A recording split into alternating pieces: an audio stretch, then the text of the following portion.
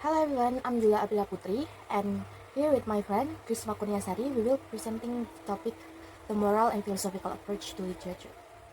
To begin, first let me explain the definition of the moral and philosophical approach.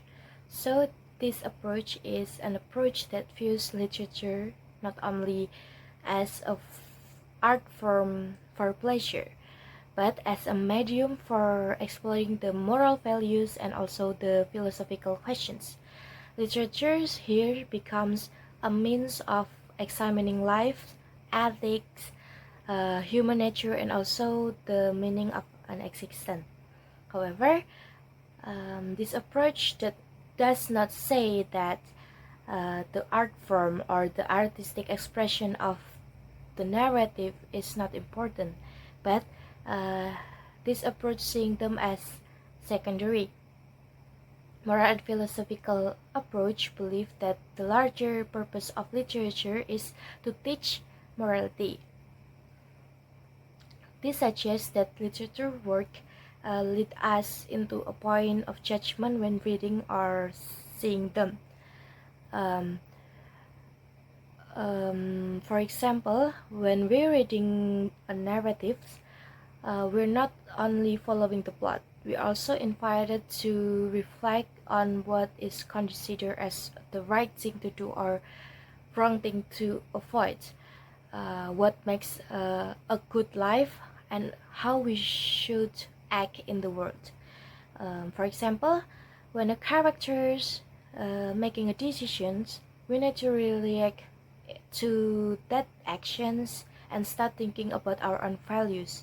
Is it uh, is it good or is it bad to us to do the same thing? And is it wide enough or is it giving disadvantage to other? So literature works here become a kind of moral guide. It doesn't force us to follow a certain lesson, but it exposes us to ethical situations that help us understand the world and also ourselves better. Hi everyone, my name is Risma Kurniasari, and here I will explain the figures, the key figures section in this infographics. So for the figures, the moral the moral and philosophical approach does not really have one single dominant thinker. The ideas develop across different traditions and time periods, but for our project, we focus on two foundational figures, which is Plato and Aristotle, because their ideas strongly shaped how literature is connected to ethics. Plato believed that literature carries moral power. For him, stories influence the development of a person's character, values, and behavior. Because of this influence, he argued that literature should promote moral goodness and avoid presenting harmful or immoral patterns. Even though his ideas are strict, they show the earliest form of evaluating literature based on ethical impact.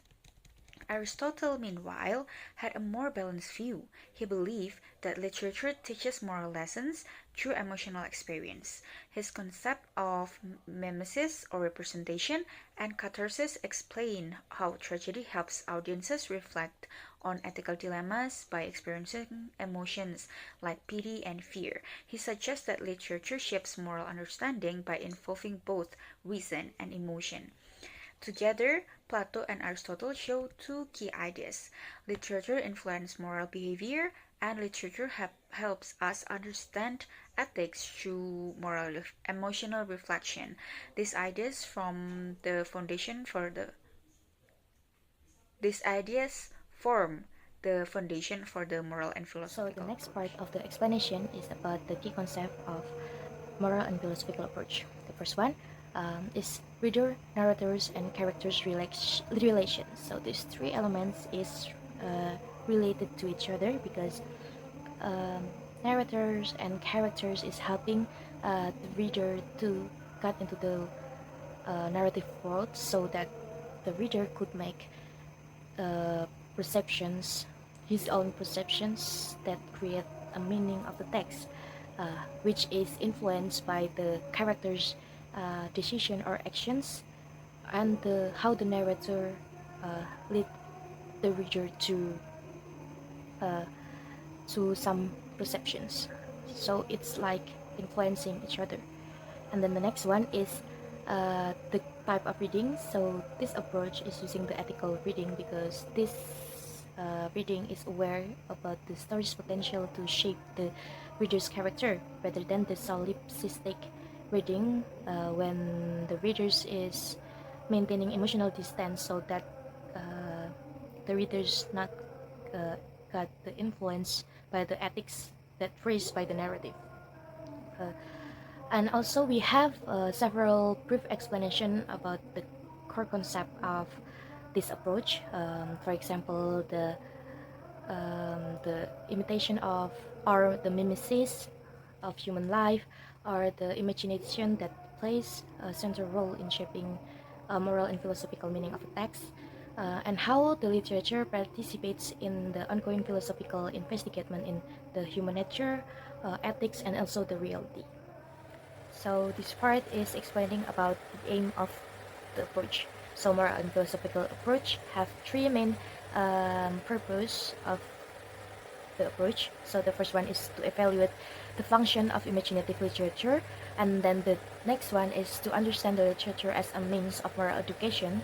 The last one is to view literature as something that is not only aesthetic but also morally meaningful. These three aims work together to show that literature shapes our moral awareness, and that literature is not just created to look beautiful or to entertain, but also to help the readers to think about the values, human choices, and also the consequences of an action. For the example of application in the literary work, we take the analysis of the film Crash using Lawrence Bloom's interpretation from the chapter A Crash Course on Personal Racism in book Ethics at the Cinema. Bloom's analysis is important because it shows how a film can serve as a moral text that presents ethical conflicts and encourages reflection. Bloom argues that Crash portrays the complexity of personal racism. The characters in the film are not purely good or purely bad. Instead, they are morally mixed, capable of empathy, and also capable of prejudice. This makes these films a strong example for moral analysis because it mirrors real human moral struggles.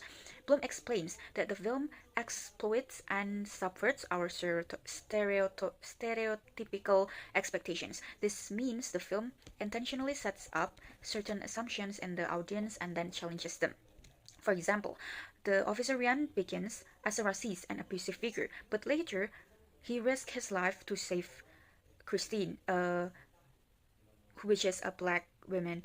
Meanwhile, Officer Hansen sees himself as morally good, yet he ends up shooting Peter due to his racial bias. The scenes reveal moral failures such as prejudice, power misuse, and unexamined assumptions. However, Bloom also critiques the film for presenting different types of racism side by side in a way that makes them appear morally equal. He argues that small insults and extreme acts of violence should not be treated as if they have the same moral weight. Additionally, the film focuses on personal racism but does not address the larger structural systems that cause inequality. Even with these problems, Crash is still a strong example of how narratives can expose moral issues and push viewers to reflect on their own values and biases. In conclusion, the moral and philosophical approach emphasizes that literature and film help shape our understanding of ethical behavior.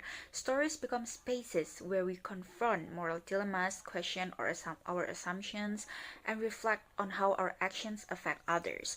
Bloom's analysis of Crash demonstrates that narratives can reveal personal prejudice, illustrate moral complexity, and encourage self-reflection. Overall, this approach reminds us that literature is more than entertainment. It is also a tool for examining human behavior and understanding what it means to act ethically in the world. Thank you.